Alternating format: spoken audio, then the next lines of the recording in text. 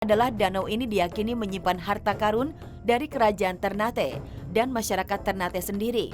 Hal itu terjadi di abad ke-15 ketika perang antara kerajaan Ternate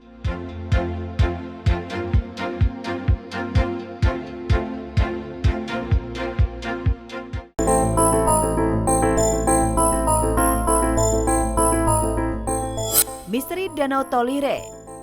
Kalau pernah jalan-jalan ke Ternate, pasti tahu tentang keindahan Danau Tolire. Danau ini jadi daya tarik sendiri bagi para wisatawan dalam maupun luar kota Ternate. Berada sekitar 10 km dari pusat kota Ternate, Danau Tolire terdiri dari dua buah danau, yaitu Danau Tolire Besar dan Danau Tolire Kecil. Danau Tolire Besar berada di kaki Gunung Gamalama, yang merupakan gunung api tertinggi di Maluku Utara. Sedangkan Danau Tolire Kecil letaknya bersebelahan dengan Pantai Tolire. Selain keindahan alamnya, Danau Tolire juga menyimpan banyak kisah misteri dan mitos di dalamnya yang masih dipercaya masyarakat setempat. Berikut ini sederet mitos tentang Danau Tolire yang dirangkum oleh Seleb on News Viral.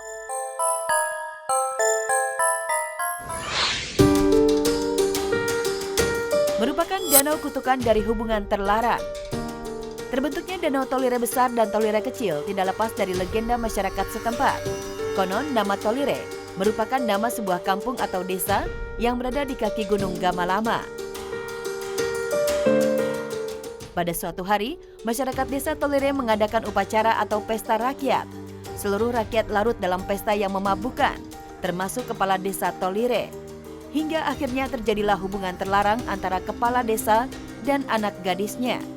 Kejadian tersebut sontak mengundang azab Tuhan Yang Maha Esa.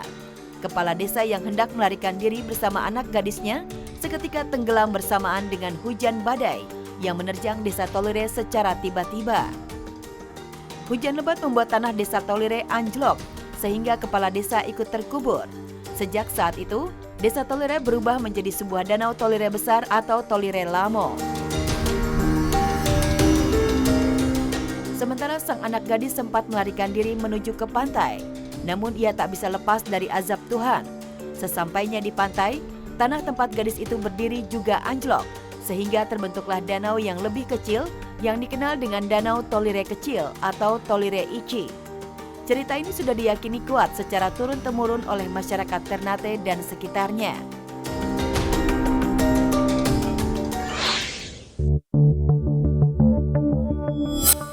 Dijaga oleh buaya putih. Danau Tolire terkenal dengan keindahan airnya yang berwarna hijau dan tenang. Tapi siapa sangka meskipun tampak tenang, danau ini konon dihuni oleh buaya putih dengan panjang 10 meter. Banyak yang meyakini bahwa buaya putih ini merupakan sosok siluman yang menjaga Danau Tolire. Buaya putih ini sering menampakkan wujudnya pada waktu-waktu tertentu. Tak hanya buaya putih, buaya hitam juga banyak hidup di danau ini. Menurut kepercayaan masyarakat setempat, keberadaan buaya-buaya tersebut dipercaya sebagai warga kampung Tolire yang dulunya tenggelam dalam peristiwa pilu yang menenggelamkan kampung Tolire. Berdasarkan kepercayaan tersebut, pengunjung Danau Tolire harus mematuhi beberapa larangan, antara lain dilarang mandi, berenang, ataupun memancing, karena masyarakat setempat meyakini bahwa siapapun yang mencoba beraktivitas atau mengganggu danau ini akan menjadi mangsa buaya putih. Sayangnya banyak pengunjung yang mengabaikan larangan ini, sehingga tak jarang Danau Tolire memakan banyak korban.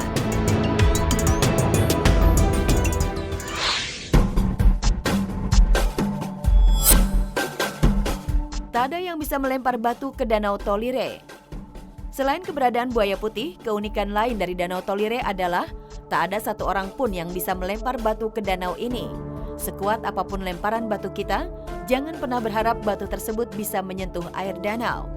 Meskipun jarak lemparannya begitu dekat dengan air danau atau di pinggir danau. Mungkin bagi mereka yang belum pernah mengunjungi Danau Tolire, tak akan percaya dengan fakta ini. Tapi buat mereka yang sudah pernah ke danau ini dan mencoba melempar batu, pasti percaya kalau batu yang dilempar tersebut tak pernah bisa menyentuh air danau. Gimana? Masih penasaran? Silakan datang ke Danau Tolire dan coba sendiri ya.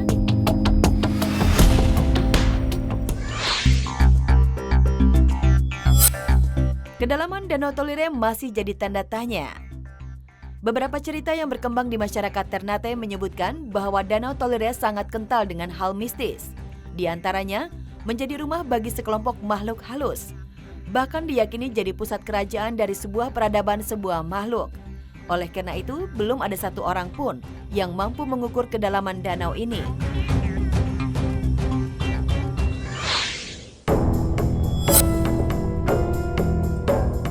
Menyimpan harta karun. Fakta lainnya yang menarik tentang Danau Tolire adalah danau ini diyakini menyimpan harta karun dari kerajaan Ternate dan masyarakat Ternate sendiri.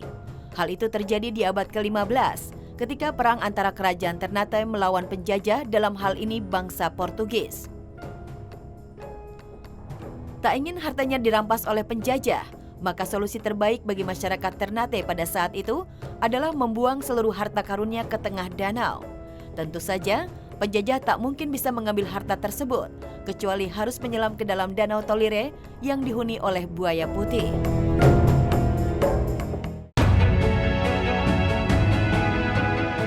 Terlepas dari banyaknya mitos yang ada, Danau Tolire tetap menjadi objek wisata yang menarik bagi setiap wisatawan yang datang ke kota Ternate. Dan itulah beberapa mitos mengenai Danau Tolire yang dipercaya oleh masyarakat Ternate hingga sekarang.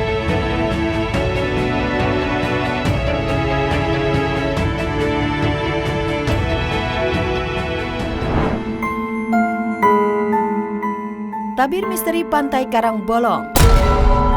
Pemirsa, Pantai Karangbolong yang berada di Desa Karangbolong, Karangsuraga, Kecamatan Cinangka, Serang, Banten, menyimpan misteri.